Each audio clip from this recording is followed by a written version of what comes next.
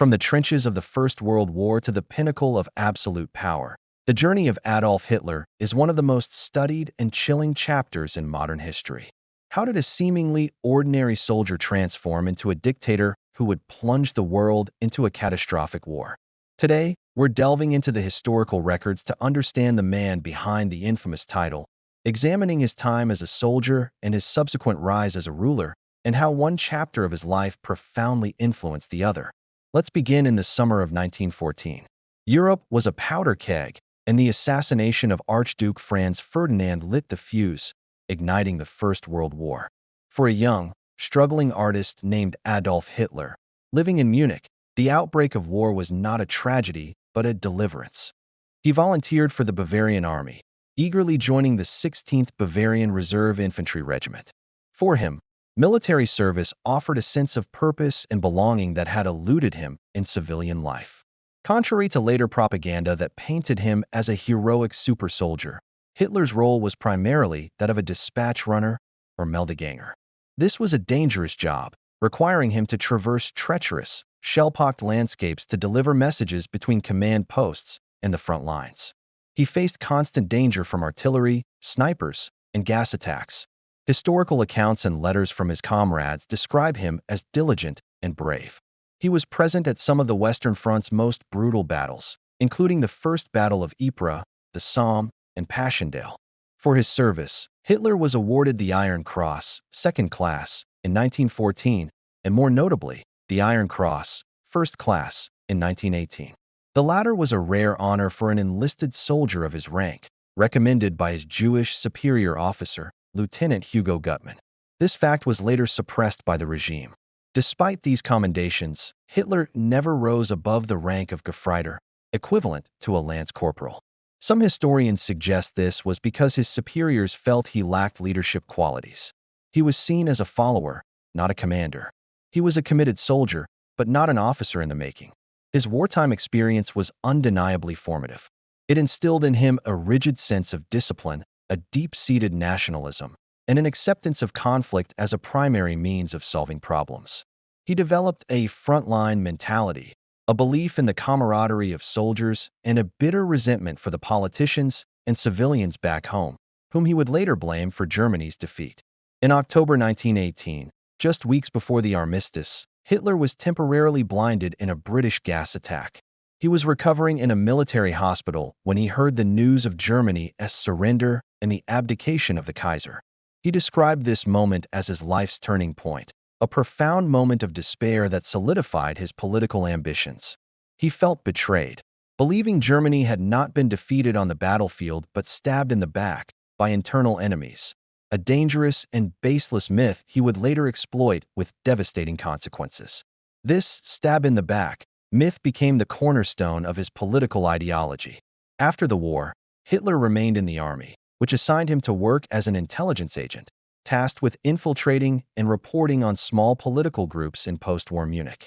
In 1919, his assignment led him to a meeting of the German Workers' Party, a small, nationalistic group. Hitler discovered he had a talent for public speaking. His passionate, fiery speeches, blaming scapegoats for Germany's woes, resonated with a disillusioned and economically struggling populace.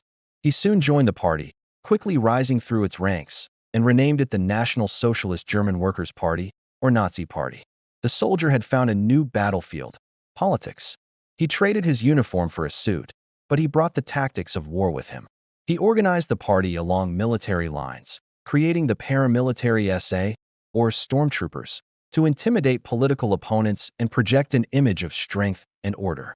His speeches were his artillery, firing barges of propaganda, nationalistic fervor, and hateful rhetoric that targeted minorities, Democrats, and communists as the internal enemies responsible for Germany's humiliation.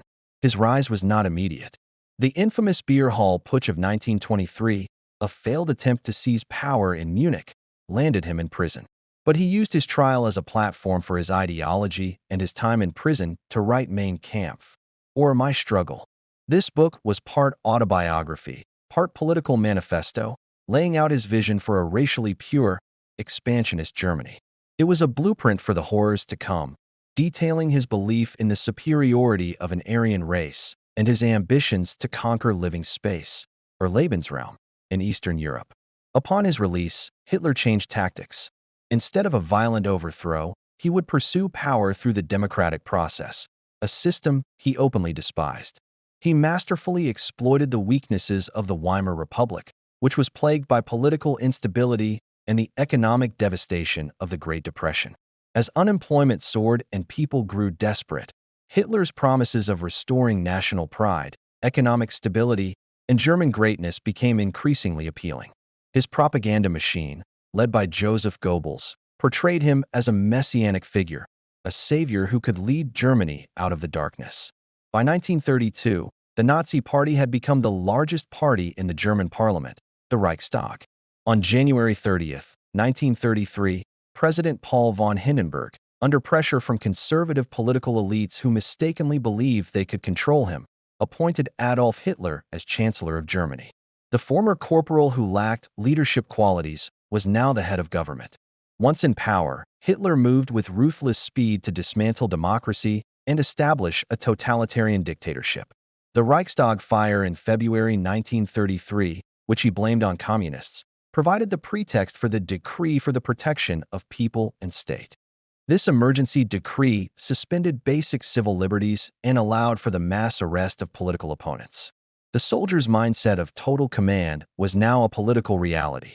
As a ruler, Hitler systematically implemented the ideology he had honed since the end of World War I.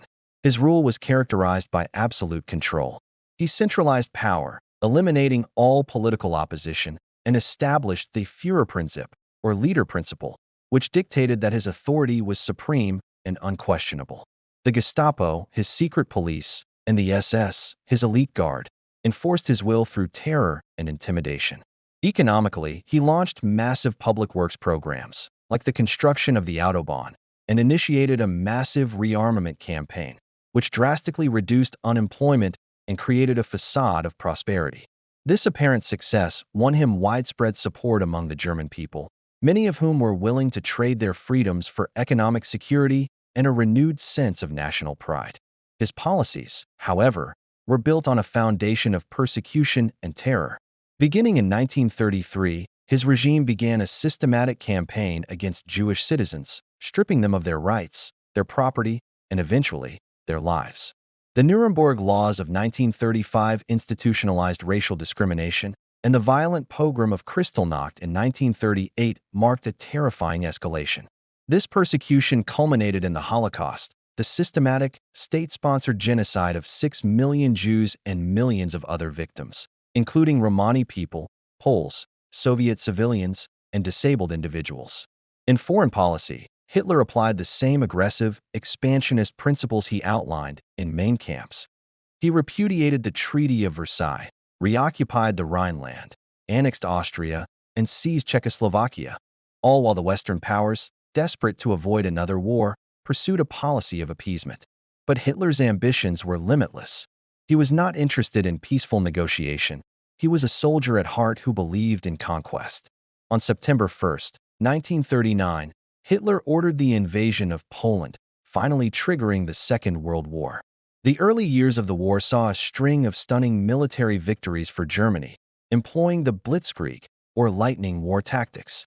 Hitler's role as supreme commander became absolute. Initially, his gambles paid off, but his military judgment, often based on rigid ideology and a disregard for professional military advice, proved disastrous. His decision to invade the Soviet Union in 1941 opened a brutal Eastern Front that would bleed the German army dry.